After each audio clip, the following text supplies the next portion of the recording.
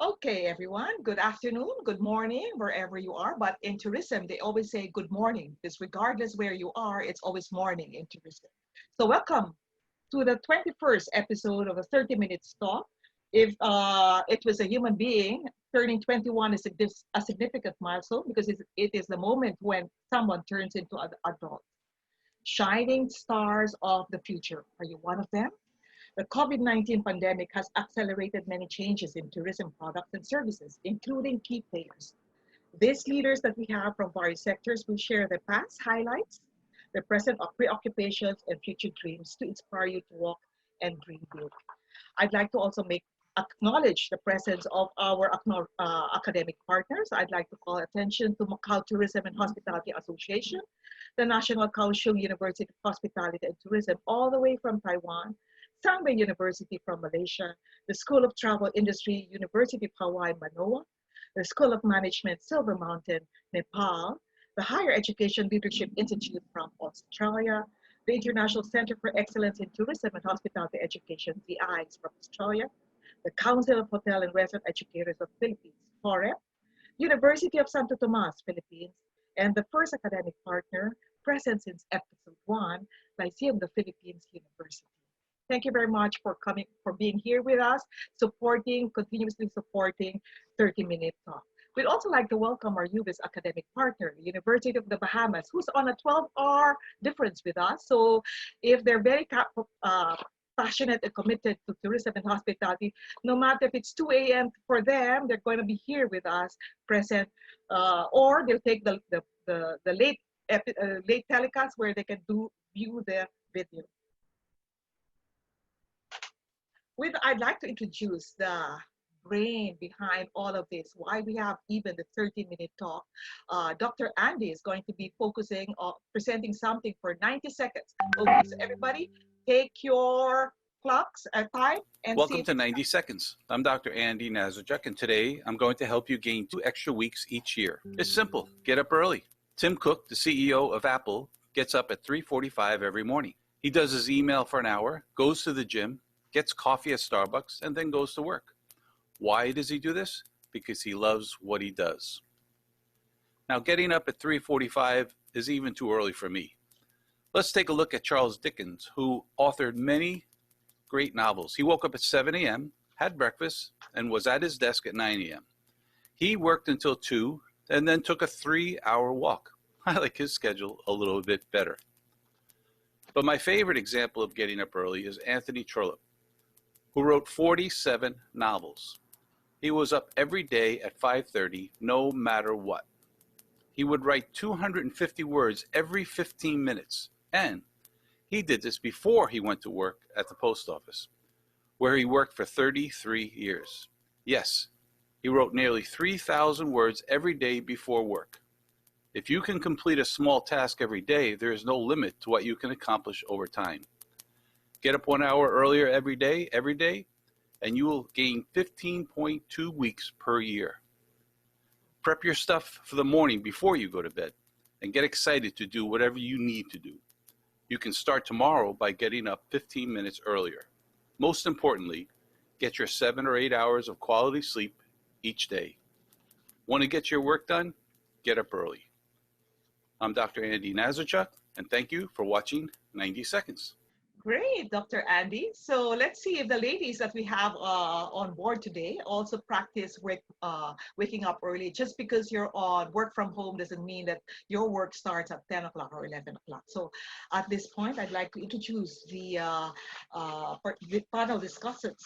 With the many accomplishments of today's panel session members, an overview of their accomplishments can actually be found on the slides I'm going to be presenting. If I read all, there might not be enough time for the discussion later. So let me just highlight a few of their accomplishments. In no order at all, I'd like to, all the way from Singapore, this leader is currently a consultant of GainingEdge. She's actually a business development manager for Tokyo Convention and Visitors, Malaysia, Thailand, Vietnam, Singapore. And she's also a founder and liaison director of Network Synergy International, handling meetings and conferences and hotel representation. This is the fun part. She spends her free time mentoring the young joining the hospitality industry with a certification as an ACTA, an Advanced Certificate in Training. She has put in 25 years of experience in the hospitality and business events market. Let's welcome to the virtual stage, Esther Nam. Can you do a little wave, Esther? Hi. We're there. Okay, our next panel discussant is a multi-awarded person who's the chairman of a network of 6 exclusive schools down south. She's also an honorary consul of Bangladesh. So I address you, Your Royal Highness.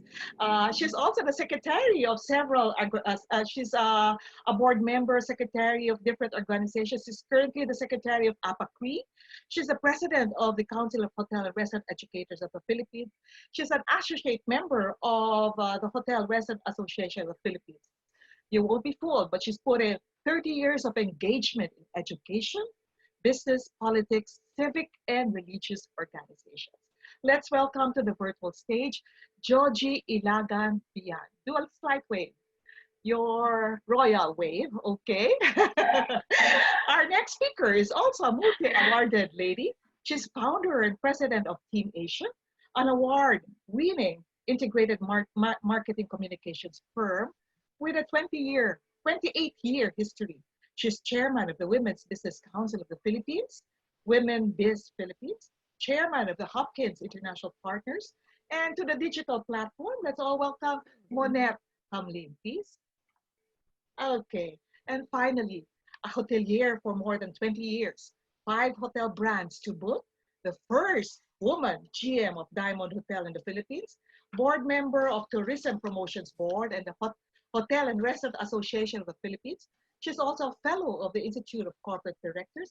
Let's welcome to the digital platform, Vanessa Ledesma-Suatengco.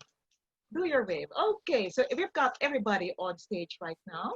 Let's just look back at the names that we've had. In Shakespeare's Romeo and Juliet, he wrote, "A rose by any other name would smell as sweet." I just noticed that we've got 2 ladies here whose names are not their regular names. I see that Joji, I've known her ever since from day one. I've never heard. In fact, I just verified her name through chat. I said, your name is Purita. And we've also got Monette, who is Maria Montserrat. Why did you change your name? Was that to disguise you or to do something? Okay, let's see, Joji, your turn first. Okay, my real name is actually Purita Arsenia, so it's two. So I actually did not change my name, but since my father was called Jose, so when I was small, they called me Little Joe. So eventually it became Joji. And then the funny story is when I was in kinder or pre-nursery, Purita Arsenia is such a long name, right? And you need to write. So they just decided to shorten it to Joji, and it has been my name ever since. I'm bowing. I'm now Purita, publicly known. Okay, I actually texted her, is your name Purificacion? No naman, it's Purita. Okay, Monette, was it because it was also too long for you to write in preschool?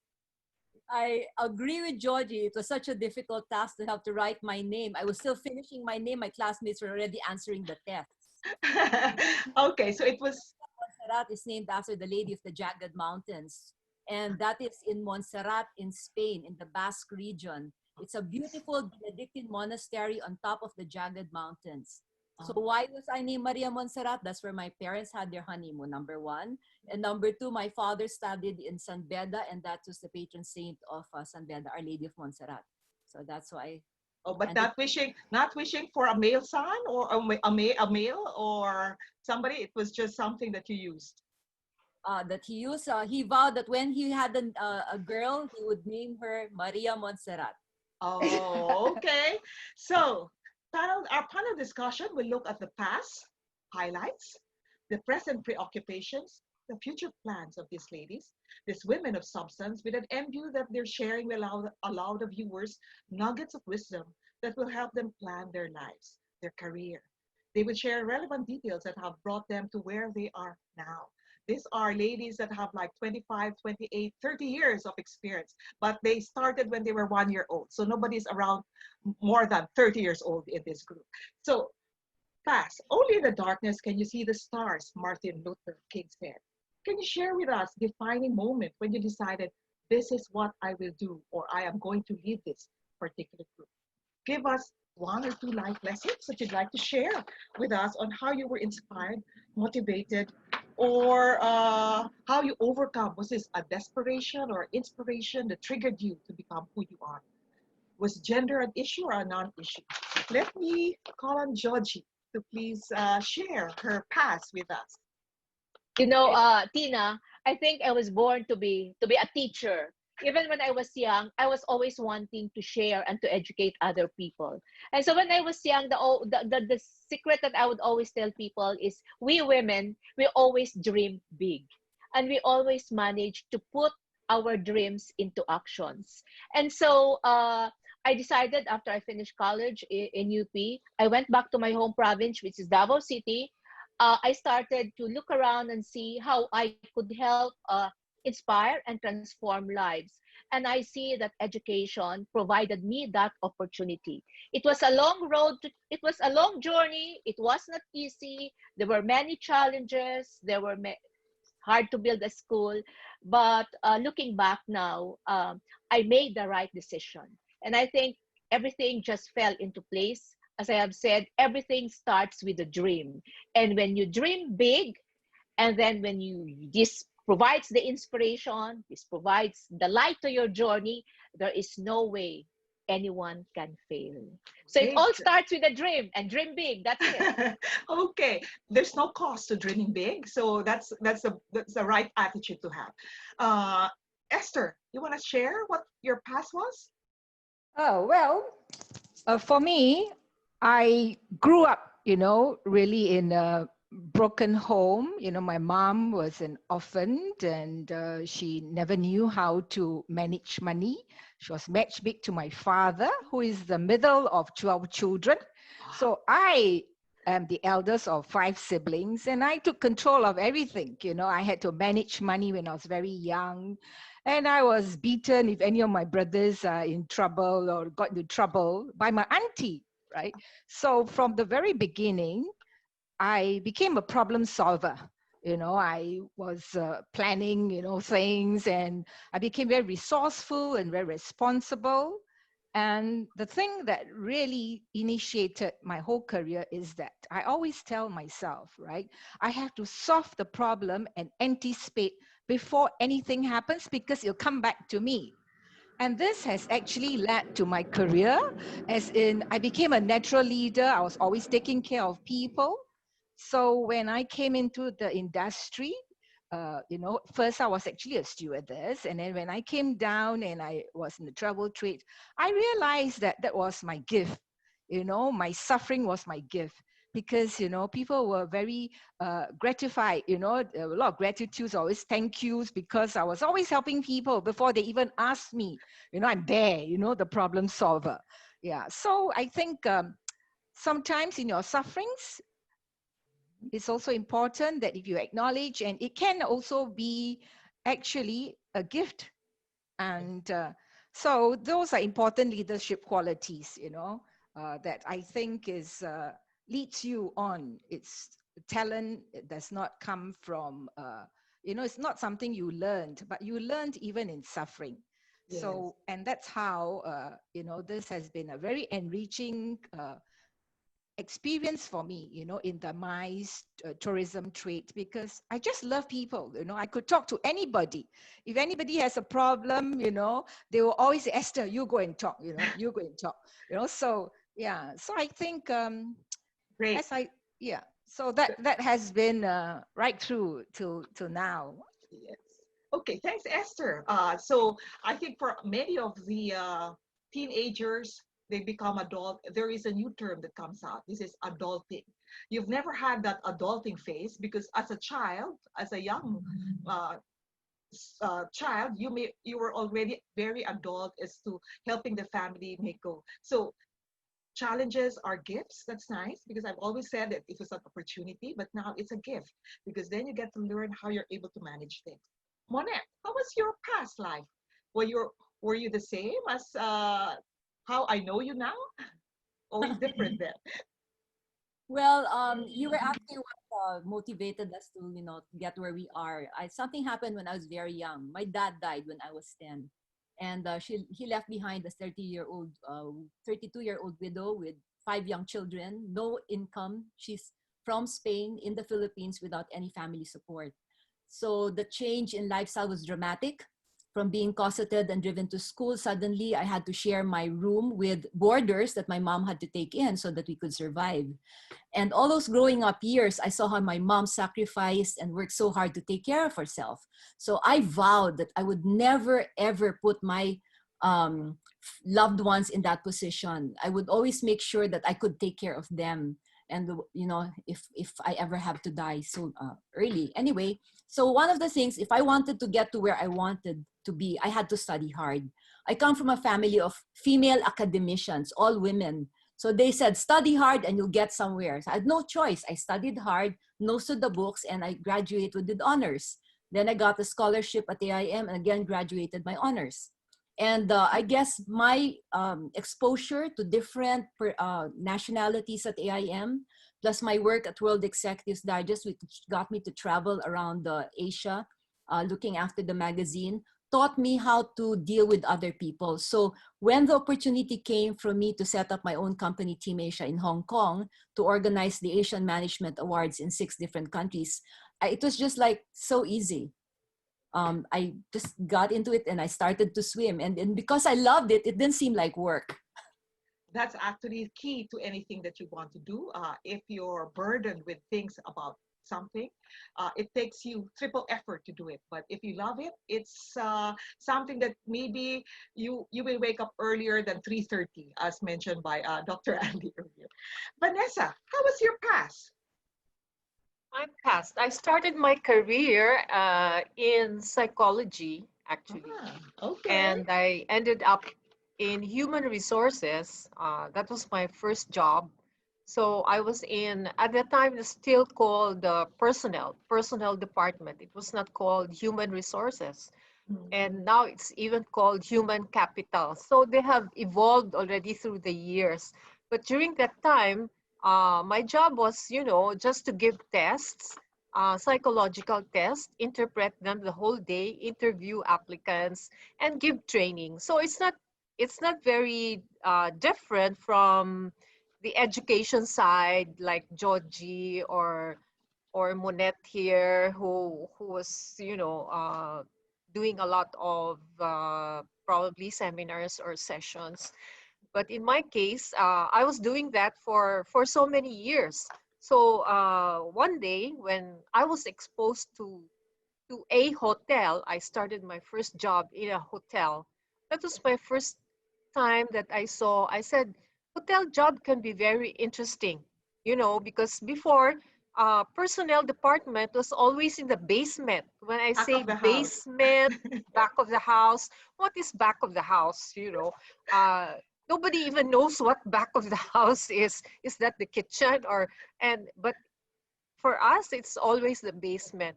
So I said, I wanted to have an office in the higher floor. I don't want to be in the basement all the time. So that was my first exposure in hotel operations. And from there, I think that's the start of my career in the hotel business. Okay, so thank you very much for sharing your past. So, Georgie said, dream big. It doesn't cost anything. I guess for our students, for our faculty members, or for those who are just embarking on their career, plan out something, do a timeline, or maybe have a dream out there, and every day look at that because that's something that's going to drive you there. Esther actually shared that problems can be gifts for you to actually learn to how for you to know how to hurdle more jobs. In fact, because of her penchant for being a problem solver, she's now the call girl for, she's the girl to call for any problem that you have in any operations. Monette, education was your push because you wanted to make sure that you would provide for your for your family because you felt that being with a father that you lost when your mom was 32 years old, this was something that woke you up. You had to say goodbye to a privileged life, and now you are faced with the reality, and you thought that maybe this is something that you should do so that your family right now would not have the same challenges that you experienced then. Vanessa, Your love for moving out of the basement was something literal and figuratively, because HR was something that was maybe very boring. I can't imagine Vanessa actually. I saw her when she was in HR, but now when you see her as a GM, she's dressed to the nines. Every time that I see her, she's really very glamorous. And so I thank you for sharing your past. Let's now go to your future. Marilyn Monroe said, "We are all of us stars, and we deserve to twinkle." Can you offer two advices to our young audience who are positioning themselves for future leadership positions? You have been there for 28 years, 30 years, 25 years. What should they be doing now to prepare themselves? There are many improvements preoccupying you, like, for example, personal, family, career, extra work. How do you balance all of this within your, what's a typical work day for you? Is it 8 hours? Is it 12 hours? Is it 22 hours? And maybe something that's very pressing to everyone right now, COVID, it has affected everyone in different ways. How was your leadership experience? Manage this challenge differently to keep your star shining. Let's go with Esther. Can you help share with us how your present life has actually changed or evolved, and respond to this myriad of questions that I've just bounced on you? For me, I learned, I learned what is service very differently. A lot of people understand the word service as, how quickly you attend to a call when I call you, But to me, service means you actually have to anticipate. You're like a host, if somebody comes to your house, you don't wait till they ask you for a drink, or you don't wait till they ask you for something, right? So again, going back to when I was, suffering, right? I'm always there before you could even do that. And that came to me as a big plus. And I think it's important, if you're in the tourist and service industry, that you know this, that you're out there, very quickly attending and being, you have that empathy, the anticipation. And for me too, another important thing is volunteering your time, right? Everybody has got different roles at different stage of your life. You could be a child, you could be a student, a son or a daughter. But I think you should volunteer your time, be with people, like people, and then, you then learn, about yourself as you are giving. Because giving is actually the person that receives is happy, but the person that gives has a lot more gratitude, because you're seeing, right, the joy in a person. So that has this has actually really made me, be out there with people. Thank you, Esther. In fact, in one of the episodes that was shown previously in 30 Minutes, there was a anticipation that human beings are going to be replaced by robots. I think it's not going to happen here in this industry. Monette, what's your take on present? How are you evolving right now? How has it changed you? What advice can you give to our listeners? Okay, you said 12 hours. Are you kidding? I think it's 18 or 19. There's just not enough time in the day. Yesterday, I woke up at 4 o'clock so I could prepare my presentation, write a case study, clean the fish for dinner, and then take a bath, exercise first. Of course, I started the day with prayers, and then went to work at 9, attended the MANCO meeting, led several meetings, prepared some pitches. And then at 4 o'clock, I had the board meeting for the Women's Business Council, which ended at 6. And only then did I have to go down and cook dinner. And so one of the things that I can teach is, one, you need to multitask. You need to be able to carve out intense pockets of time so that you can concentrate on your work and deliver. You were talking about what I posted on my Facebook last night, Tina, about dinner. So let me just give you a quick idea of that dinner and the lessons I learned from it. You see, I had 1 hour to cook dinner because my son had a date. So I had to be finished by 8 o'clock, and it was 7 o'clock. Early in the day, I had already decided on Angus burgers for dinner. And as appetizers, I would do baked mussels. So after my board meeting, I go down and I started to prepare and dice everything up. And while I'm fixing things, my mom comes in and says, "Oh, Monette, I have lettuce that I have cleaned up. Can you please make lettuce soup?" I look at it, it's about 2 to 3 kilos. I said, "Okay, mom, I'll do this." So then I look and there are no burger buns. I said, "Dada, where are the buns?" She said, "But we ate it last night." "Oh no, what's gonna happen to the burgers?" So I quickly look at what resources I had. There were potatoes, so I put them to boil to mash them up to make mashed potatoes. And then while I was doing this, I was preparing the baked mussels. So in life, this is what's happening right now. What you plan is not what's going to happen.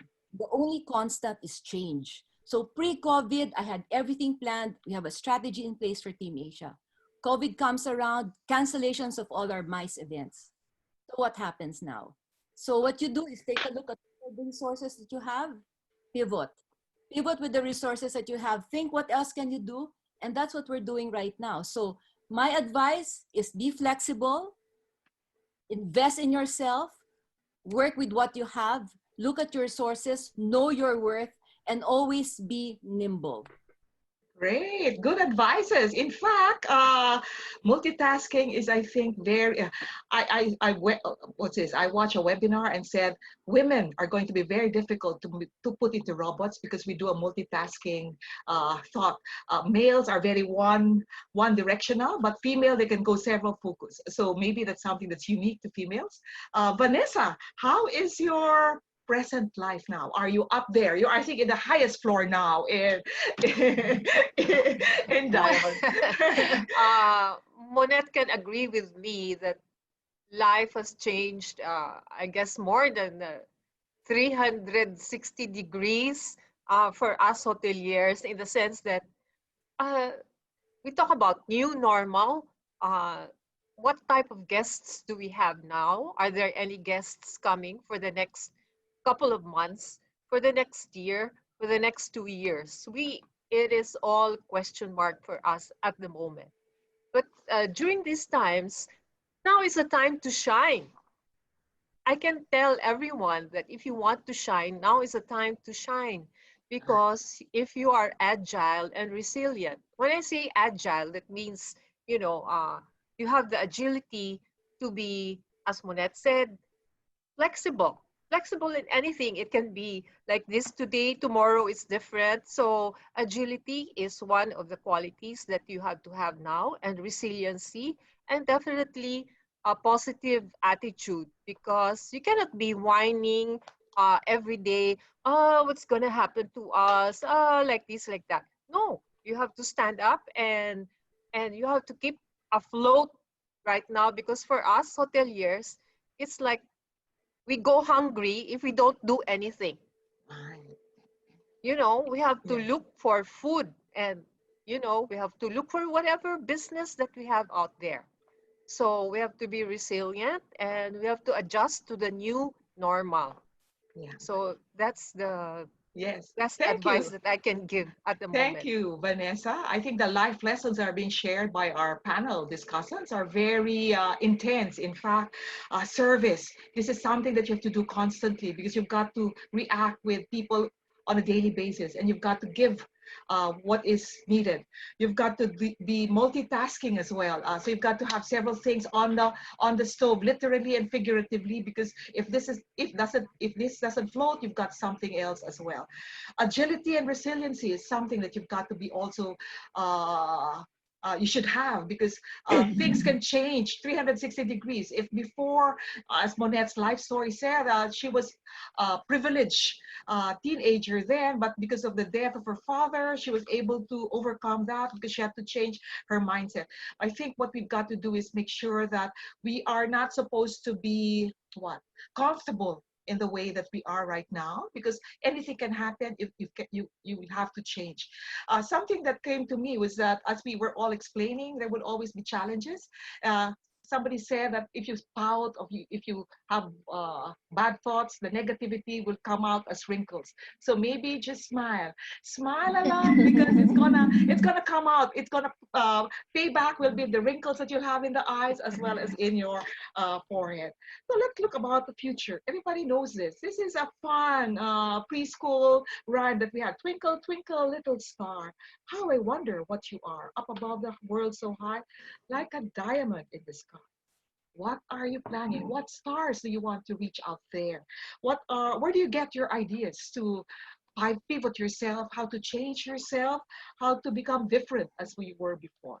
Let's start with Monette. What does the future tell for you? What do the stars up there tell you? Well, because we've had to pivot, what we decided was since we can't have on-ground events, we went virtual. So there are a number of things that we launched. We launched our own proprietary strategic marketing approach called Integrated Marketing Experience, or IME. And this is to engage our brands, clients, or customers across different channels. So we set up the Red Circle. It's an online publication providing readers with valuable insights from news and current events and social chismes lifestyle. We also have Breakfast to Business. This is a podcast that we're now into our second season, and it has actually started already to rank in Spotify. No? And then we have the Virtual Arena, which is putting conferences on virtual. We already finished a 2-day conference with ESOG. We worked on the virtual conference for Gain, you know that, Tina. And then we are coming up with the Arrancada conference, a virtual conference, and the Contact Islands conference, and we're now doing a 3-part conference for an energy client. We're doing TeamAsia training online, which is to bring upskilling of industry experts. And my dream in a shoebox, which is so close to my heart, this is our CSR. We used to get boxes, empty shoe boxes, and fill it with school supplies and give it to children who have no resources for studies. So we're still doing that. This is now our 12th year, but in addition, we're trying to get enough resources to cover scholarships as well as transistor radio so that they can get into blended learning. On the domestic front, I'm still going to pursue becoming a domestic goddess, meaning I cook, I wash, I iron clothes. So this is part of multitasking. Okay, Monette, digital. There are a lot of digital platforms you're pursuing. So you're not a digital native. You're a digital immigrant who has transitioned now to a COVID native with all these digital platforms. So, thank you, Vanessa. What are your plans for the future? How are you seeing yourself beyond being the GM, the first GM of is Diamond a local hotel brand? Yes, Diamond is an independent hotel. Okay. Yes, So what's in the stars for you? What did Madame Auring tell you? Actually, this is so funny. January was the Chinese New Year, right? So we have a lot of feng shui masters that we invite. And then, just to make things interesting, what do you see in the stars for 2020?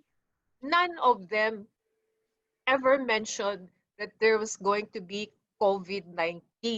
Okay. None of them at all. So not even the best feng shui master in the land was able to predict that there was going to be COVID coming in the year 2020. And practically half of the year is gone.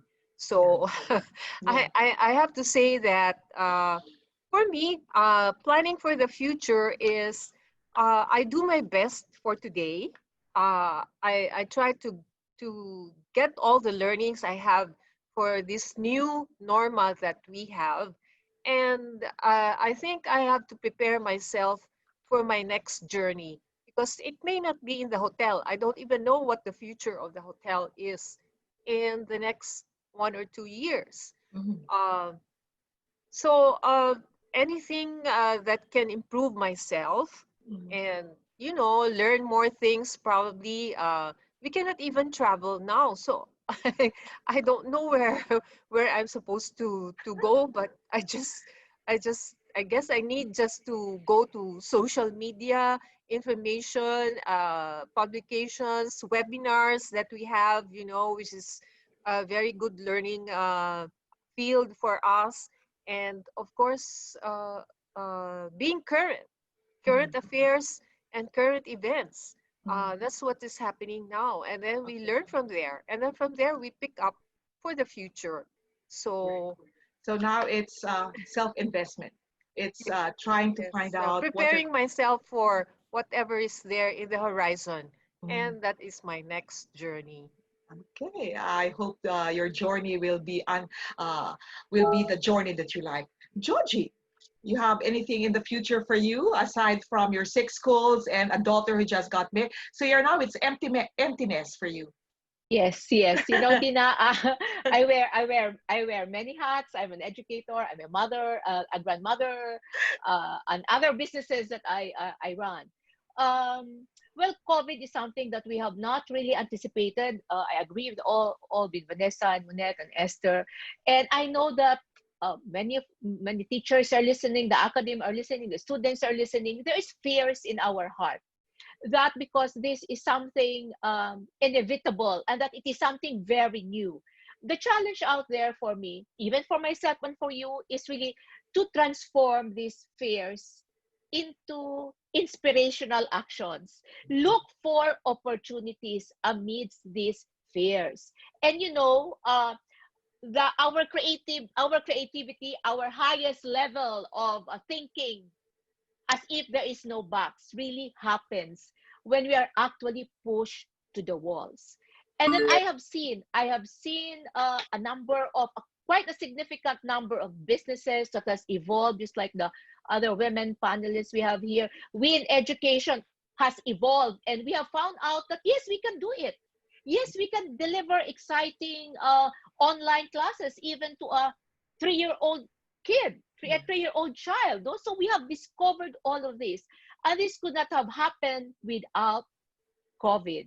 So transform all of these fears. Women, I always call ourselves, we are always fear tacklers. We tackle fear. We don't run away from it. We face it head on.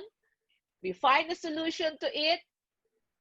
And 98% of our experiences, we women would always say that we all emerge victorious, we all emerge successful. And then, looking back, 2021, we look back at COVID, then we say, wow, it was not as hard as it should be. Wow, we have evolved to someone who is better. In fact, our generation now, the young ones now, will be a much better breed of leaders because they themselves have undergone this very difficult environment, which we at our younger days did not have that opportunity. So I call it an opportunity. So everyone will have stronger, better, flexible, multitaskers, women and men leaders, of course. Yes, George had a very nice welcome message in the Corep Car webinar last week. She said, "Seize the moment. If the light is at the end of the tunnel, don't wait for the light at the end of the tunnel. Bring the light over here at the middle of the tunnel because that's when things are happening." Esther, you've got something about your future? Well,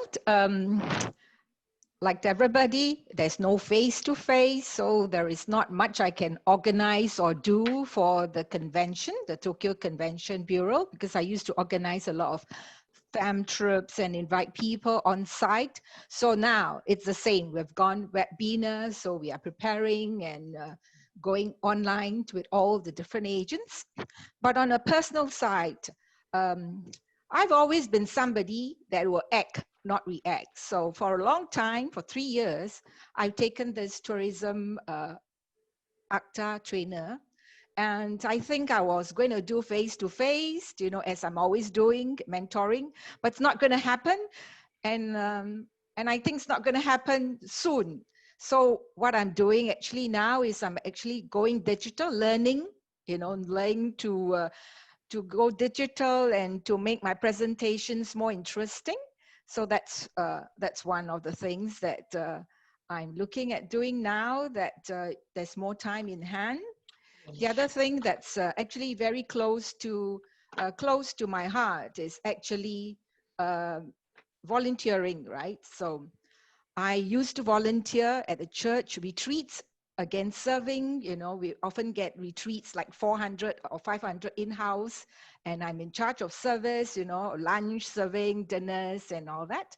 So I've got a big team of volunteers, and not everybody is a leader like me. So now, with COVID, actually, the poorest people You know, I came across a slide, a show, you know, by Mother Teresa. She said, being unwanted, unloved, uncared, and forgotten by everybody is a much greater hunger and a greater poverty than people who got nothing to eat. And it's true, with COVID, there is many homeless for many reasons, you know. I think there is more challenges. With COVID, you have the migrant workers, but you also have a lot of social problems. So I've actually am now volunteering with the shelter, the homeless shelter. So we've got shelters at night where, you know, they're out there during the day, and at night we provide them food and lodgings. So I'm very involved, hands-on, really hands-on. Actually, I have a case right now where they are now given a rental flat, 3-man, and I'm getting donations, small donations, like, you know, you want to buy beds because you can't give them an old mattress, right? So mattress is important, and I'm going around getting unused items to do up the place so it's comfortable, because I think everybody should have the basics. Right. So that is actually very close to heart. And I spend a lot of time doing that now, you know, really reaching out to people and visiting and, you know, because I also feel that the homeless or the need not be homeless per se. There's a lot of people that's alone, you know, alone in the world. They may have money, but they're very much alone, you know, and that is actually it's going to be a very big social problem for many countries, not just a, you know, developed city like Singapore. So that is what I'm doing currently, you know, spending a lot of time doing that. Okay, so it's giving back to people, helping, because one day, maybe in the future, God is not sleeping. He sees what you're doing, and this is going to come back, not with that person maybe, but another point of somebody else will be giving you. The final words, looking at the stars may inspire you. A lot of you actually have inspired quite a number of participants. I've seen the chat room and I've noted some of the comments. This is not just purely women empowerment. This is actually empowering everyone. The advices that are being given, shared by our tourism leaders, are actually genderless. It can fit anyone, whether women, male, the whole range, okay, of people. So Neil Armstrong, who actually was the first man who stepped on the moon, said, shoot for the stars, but if you happen to miss, shoot for the moon instead. So in 5 words or less, what's your advice for our audience to become a shining star of the future? Let's start with Vanessa. You have your 5 words with you? Less than 5 words. Okay. Actually, you have to have commitment in everything that you do. Yes. So commitment for me is number 1. Number 2 is passion. You have to have the fire burning all the time. Your passion for your career, passion for your personal life, passion for your family, passion for everything. And of course, perseverance, because we don't get everything in, you know, in an instant. We don't get things that we want. You have to work for it and you have to strive for it. In fact, there will be several failures, and for every failure, you will get success. So you have to persevere and wait until you get your success. So those are my Okay. words of Dr. wisdom. Dr. Andy is going to be happy because there's going to be a lot of key learnings that students or participants are going to be sharing when they fill up the accomplishment report, evaluation report. Joji, you have your 5 words? 5 words. You're on mute, Joji. Please unmute yourself. Okay, my 5 words is spells pride. P is which stands for passion. When you do everything, do it with all of your heart, all of your mind. Be passionate about everything. R is respect. We learn to respect each other's opinion, each other's thoughts, each other's differences. When we respect each other, we also gain others' respect. I is integrity, is honesty. I am a businesswoman for a long, long time, over 30 years, and I learned that the basic really of good business, good karma is being honest, practice integrity in everything. And D is dynamism. everything changes. Nothing is permanent. And so we have to be ready to adjust to change, be flexible. And E is, of course, excellence. Nothing short of excellence. That should always be our target. So Great. pride. I thought it was something negative. Pride is something that's a negative Yeah. trait, but you've turned it, you've reversed it, and now you've got a very nice acronym for that. Esther, your 5 words. I would say empower yourself. It also means being responsible, being resourceful, being reliable. And also, I'm always somebody that acts. Never sit on the fence, Mm. right? It's better to act. If you fall, you know what was the mistake you made, and you'll wake up, right? You will improve. So those are my encouraging 5 words. Great. Monette, you have your 5 words? People are circumventing the 5 words. I thought you were going to say 5 words, but people have decided to do more than 5 words. Monette, your 5 words. Well, I promised you 5. So this is Okay. study, work, live, love, and laugh. Wow, right. love it. Those are very nice learnings, Monette. I think you've covered the whole range of your life from year 1 to up to now. Thank you, ladies, for sharing your life stories with us, your past, your present, your future, your dreams. And I think a lot of our participants are actually going to be sharing a lot of that. We have very nice questions. Because of time constraints, we'll just take one question. The first question is, when you say that you've achieved success in your life, when do you know you have reached it already? So let's go with Vanessa. When do you know you've achieved? So you're not in the basement, you're now up there. Have you achieved success, Vanessa? Well, probably I want to have the rooftop. Oh, joking aside. I guess I never tell myself that I'm already successful. I keep on striving and still aiming for the stars. As you said, you aim for the moon, and along the way you hit some of the stars. So I keep on aiming for the moon. Hopefully, I get to hit a lot of stars along the way. So for me, success is not, you know, it's not very imminent. It can be success in anything: your family, your personal life, your career, and probably socially also. Yes. So So it it's is a never-ending strive for all of us. We are always striving for success.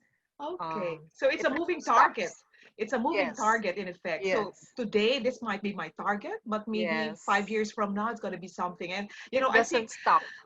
some people will say that you're very fickle about your target, your destination. But I think Mm-hmm. it's part of the growing up as well. Yes. Monette, what is your measure of success? Have you reached the pinnacle of success in your life right now? You know, for me, success is really when the people I love are happy. When I can say that I've taken care of my mom, and like just dinner last night when the kid said, "Mom, I love this." That is success. It's something I did that made people happy. That's good. So it's close to your face. It's family. When you see them smiling, when you see them happy, then that's success for you. Because at the end, all the work you do is actually for people you love, and this is family. Joji, what is success? Have you reached the peak of your success measure? No, success for me, Tina, is well. If you ask me, I have not reached that. For me, the peak of my success, because Really? as you said, it's an ever moving target. But success for me is a feeling of self contentment. It's not a Okay. matter of how much money you have, or a big house or anything. For me, it's self contentment. When we're happy, when we are contented, and we reach that point that we can enjoy and love all our surroundings, our families, I think that you have reached success, because More it's time. within the self. And then Yeah. you're able to thank God for it also every day. Yeah. You have more time for your grandchildren. Esther, what's your measure of success? Um, as I said, at different stage of your life, you've got different roles, right? So, like in your career, if you are doing something that you enjoy, that's success. And in your family and in your volunteering, in whatever you are giving and you are happy, And that's very important. I think that's success. Oh, thank you very much. And these are successful tourism leaders. And I thank you for taking time. The 30 minutes has gone by very quickly. I said in my uploads in Facebook, I said 30 minutes is good enough for 4 ladies. I'm checking the time. It's 2:53. So I thank all the participants for taking time to actually listen to our conversation.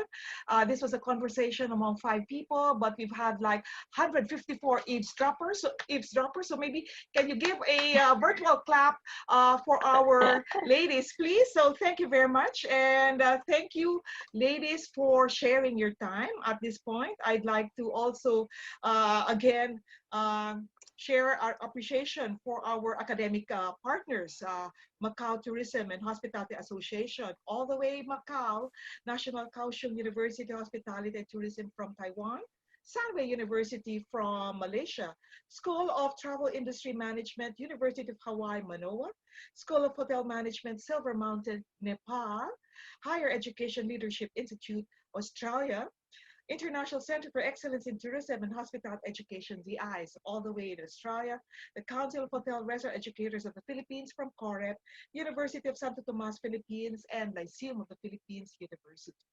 I'd also like to, if your organization wants to explore any partnerships with 30 Minutes, do send an email to Dr. Andy, dr.andy@30minutestalk.com, and he'll be able to respond to your query. I'd also like to invite you for next week's 30-minute talks edition. This is going to be 22nd, Bahamas Tourism Responses to Stay Resilient Post-COVID-19.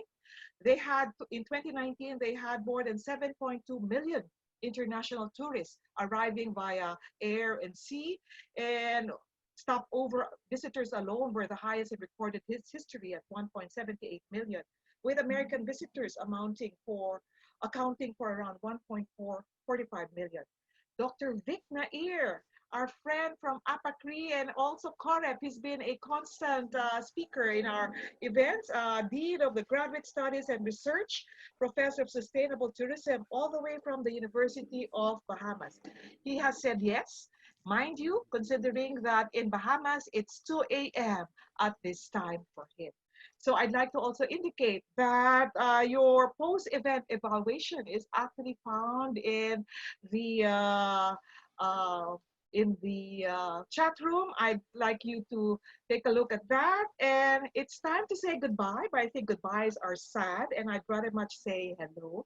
Hello to a new adventure for everyone who actually stayed on with us.